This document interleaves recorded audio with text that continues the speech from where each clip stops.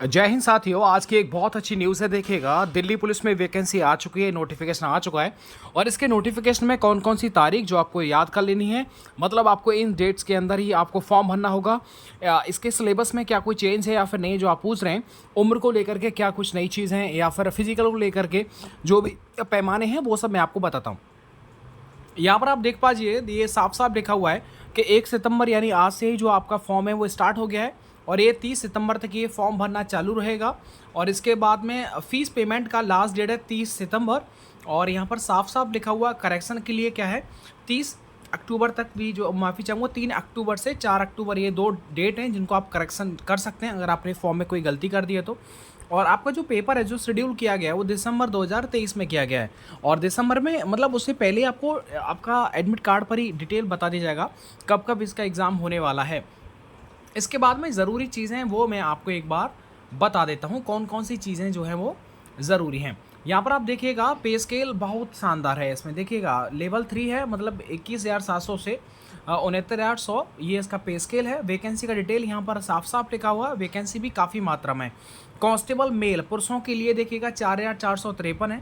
Constable ex serviceman है, mail पुरुषों के लिए 266 है। कांस्टेबल महिलाओं के पद हैं 337। और यहाँ पर देखो, अगर कोई भी महिला है एक्स सर्विसमैन है तो उसमें 2,491 जो है पद यहाँ पर दे रखे हैं। मतलब टोटल वैकेंसी की बात करते हैं तो 7,547 यहाँ पर टोटल पद हैं इस बार। इसके बाद में देखिएगा, चीज़ें ज़रूरी हैं वो आपको बताता हूँ। यहाँ पर देखिए साफ साफ लिखा हुआ है उम्र को लेकर के 18 से 25 साल। और आपका जो डेट है वो एज एंड मतलब एक जो है 1/7/2023 से तक जो है वो मान्य होगा। Candidate should not have been born earlier, 2/7/1998 से पहले का जन्म नहीं होना चाहिए, और 1/7/2005 के बाद का जो है डेट नहीं होना चाहिए। इसके बाद में देखिएगा, यहाँ पर आपको पता हुआ क्योंकि केंद्र की भर्ती होती है, और केंद्र की भर्ती में क्या होता है कि ओबीसी के लिए 3 साल का रिलैक्सेशन होता है, और एससी एसटी के लिए 5 साल का रिलैक्सेशन होता है। बाकी यहाँ पर हर चीज़ में उसमें रिलैक्सेशन मिलता है। आगे हम बढ़ जाते हैं, ज़रूरी चीज़ों पर एक बार हाईलाइट हमने कर रखा है, वो मैं आपको दिखाता हूँ। यहाँ पर देखिएगा, क्वालिफिकेशन में आपको पता होना चाहिए, अगर आपने 12वीं कर रखा है 12th पास तो आप इसका फॉर्म भर सकते हैं। ओके। इसके बाद में देखिएगा लिखा है sons daughter of serving retired and, okay ये सब छोड़िएगा।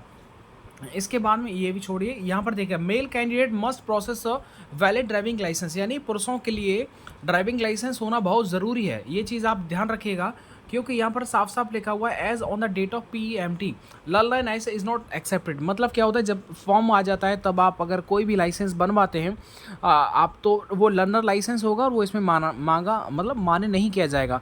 तो ऐसे में आपने अगर पहले बनवा रखा है, ठीक है, 1 साल पुराना है, मतलब जब का भी है आपके पास में, तो वही इसमें जो है वो लगेगा। ठीक है, लर्नर नहीं चलेगा। ऐसा नहीं आप कल जो है आप लाइसेंस बनवाने चले जाएं और उसे आप भर दें और उसमें यस कर दें कि आपके पास में ड्राइविंग लाइसेंस है, तो आप जो है फिजिकल के टाइम पर जब आप उसे दिखाएंगे ना, तो वो मान्य नहीं होगा।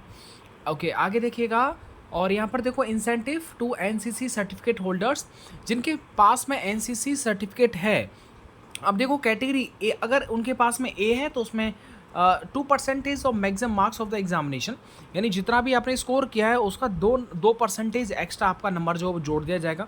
अगर सी सर्टिफिकेट तो 5% मिलता है, और NCC है तो टोटल नंबर का 3% जो है वो आपका स्कोर इसमें बढ़ाया जाता है। तो मतलब बेनिफिट इसमें मिलता है। अगर आप किसी के मान लीजिएगा 80 नंबर है तो उसमें 82 नंबर हो जाएंगे। आगे देखिएगा, आगे चीज़ें साफ करता हूँ। जो ज़रूरी चीज़ें वो मैंने हाईलाइट यहाँ पर कर रखा है। स्कीम ऑफ एग्जामिनेशन, यहाँ पर देखो, सबसे पहले ऑनलाइन पेपर होता है, उसके बाद में जो होता है फिजिकल होता है, और उसके बाद में जो होता है वो मेडिकल होता है। तो पहले आप पेपर देंगे, फिर फिजिकल होगा, फिर मेडिकल होगा। इसके साथ ही में यहाँ पर लिख रखा है कि जो भी डेट होगा एग्ज़ाम का वो आपको बहुत जल्दी जो है वो बता दिया जाएगा ऑफिशियल वेबसाइट पर। आपके पेपर में देखिएगा क्या आएगा, 100% 100 क्वेश्चन रहने वाले हैं, 100 नंबर के, और इसमें नेगेटिव मार्किंग भी होती है सर जी। यहाँ पर देखो, पहले आप 100 जो क्वेश्चन आने वाले हैं उनका आप डाटा देखेगा। जनरल नॉलेज करंट अफेयर के 50 प्रश्न आते हैं, सबसे ज़्यादा वेटेज होता है। रीजनिंग के 25 और मैथ्स के भी 15 प्रश्न होते हैं। कंप्यूटर से संबंधित 10 प्रश्न आते हैं। वही 90 मिनट जो है आपको टाइम दिया गया है। नेगेटिव मार्किंग की बात करता हूँ तो 0.25 की नेगेटिव मार्किंग यहाँ पर जो है वो देखने को मिलेगी। इसके बाद में फिजिकल की मैं बात करता हूँ, तो फिजिकल के लिए देखो, पुरुषों के लिए फिजिकल यहाँ पर बता रखा है कि देखिएगा, एज के अनुसार आपको जो दौड़ना पड़ता है। जिनकी मतलब 30 साल से अगर कम है तो उनको 1600 मीटर की रनिंग 6 मिनट में करनी है, लॉन्ग जंप 14 फीट और हाई जंप ये 3 फुट। इसके बाद में देखिएगा अगर 30 साल से ऊपर और 40 साल के बीच में है तो 7 मिनट, और अगर 40 साल से ऊपर है तो 8 मिनट। ये आपका डाटा सामने लिखा हुआ है। Those candidates who qualify in the race will be eligible to appear in the long jump and then high jump। यानी कि जिन्होंने रेस पास कर लेंगे वो पहले लॉन्ग जंप करेंगे, उसके बाद में हाई जंप करेंगे। Long jump, high jump are to be cleared in any of the 3 chances given to a candidates. मतलब आपको लॉन्ग जंप करने के लिए, ठीक है ना, मतलब 13-14 फुट आपको जंप करने के लिए आपको 3 चांस दिए जाएंगे, हाई जंप करने के लिए 3 चांस मिलेंगे। There shall be no appeal against disqualification in race, long jump and high jump. यानी कि अगर आप फिजिकल में डिसक्वालीफाई हो जाते हैं तो उसमें आप अपील नहीं कर सकते आप कहीं पर भी। इसके बाद में देखिएगा अगर मैं पुरुषों की बात करता हूं तो पुरुषों की हाइट आपको पता होना चाहिए 170 सेंटीमीटर होनी चाहिए। अगर आप हिल एरियाज हैं उसमें 5 सेंटीमीटर का छूट मिल जाता है। चेस्ट की बात करता हूं पुरुषों का तो 81 सेंटीमीटर होना चाहिए और 4 सेंटीमीटर का जो है वो रिलैक्सेशन मिल जाता है, उसमें मतलब फुलाव चाहिए होता है। फीमेल की बात करता हूँ तो फीमेल में देखिएगा यहाँ पर रेस दे रखा है 30 साल से अगर आपकी कम उम्र है तो आपको 1600 मीटर सिर्फ 8 मिनट में करना है। 9-10 ये आपका उम्र के हिसाब से दे रखा है। और देखिए लॉन्ग जंप भी यहाँ पर दे रखा है 10 फीट, 9 फीट, 8 फीट, ये उम्र के हिसाब से है। इसके बाद में देखिएगा the candidates who qualify in the race, मतलब वही वाली बात है जिन्होंने रेस पास कर लेंगे वो लॉन्ग जंप, हाई जंप करेंगे। इसके बाद में देखिएगा फिजिकल मेजरमेंट ऑफ फीमेल, मतलब महिलाओं कैंडिडेट्स के लिए हाइट जो होनी चाहिए वो 157 सेंटीमीटर होना चाहिए। अगर आप हिल एरियाज मतलब पर्वतों से संबंधित जो भी राज्य आते हैं उनसे संबंधित अगर आप हैं तो वहाँ पर 2 सेंटीमीटर का आपका हाइट में छूट दे दिया जाएगा। मेडिकल स्टैंडर्ड है ये सब आपको पता होना चाहिए, ये बड़ी बात नहीं, आप देख लेना।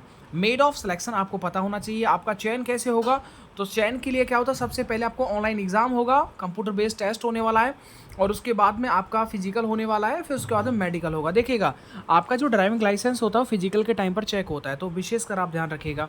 लर्नर बिल्कुल भी नहीं चलेगा। इसके बाद में देखिएगा आगे बढ़ते हैं, आपका जो कंप्यूटर बेस्ड टेस्ट होगा वो इंग्लिश और हिंदी दोनों ही भाषाओं में आपका पेपर होगा। आपका पेपर क्योंकि 1 महीने तक चलता है लगभग, तो इसमें अनेक शिफ्ट होती हैं, इसलिए उसमें नॉर्मलाइजेशन जो वो किया जाता है। अब मान लीजिए कि किसी आपने प्राप्त किया 78 नंबर, नॉर्मलाइजेशन होकर के 84 हो गए, तो सीधा 6 नंबर का फ़ायदा मिल गया। क्योंकि केंद्र लेवल की वैकेंसी है, पूरे भारतवर्ष में ये पेपर देते हैं स्टूडेंट्स, तो ऐसे में आपको जो है रिलैक्सेशन देखने को मिलता है। अच्छा चांस है, आप बिल्कुल भी इस चांस को जो है बिल्कुल भी जो है ना गंवाएं। ये पूरा नोटिस जो है वो मैंने आपको समझा दिया है, इसमें क्या क्या चीज़ें थी जो मैंने आपको बता रखा है। इसके सिलेबस को आप वो भी मैंने आपको दिखा दिया, सिलेबस को ध्यान में रखते हुए। कल स्पेशल आपको प्रीवियस ईयर में जो पूछे गए सवाल थे, पेपर थे, वो मेरे पास में हैं, तो मैं PDF लिंक करके आपको दे दूंगा। अगली वीडियो में आपको PDF मिल जाएगा सारे पेपर का, ठीक है, तो उनको आप एक बार प्रैक्टिस ज़रूर लगाइएगा। मिलता हूँ आपको नेक्स्ट वीडियो के साथ। वीडियो को लाइक ज़रूर करें। Thank you.